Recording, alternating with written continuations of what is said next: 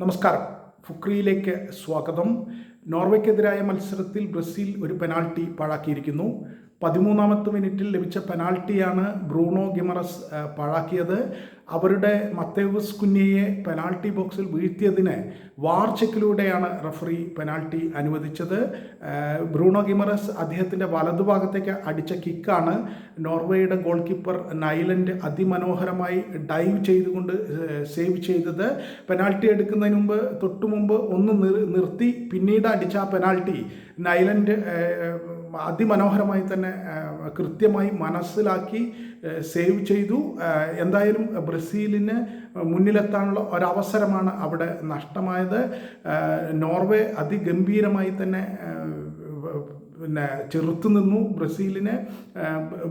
ബ്രസീലിന് ഒരു ഘട്ടത്തിലും ഗോളടിക്കാൻ കഴിയാത്ത വിധം അതിഗംഭീരമായിട്ടാണ് നോർവേ ചെറുത്തു നിന്നത്.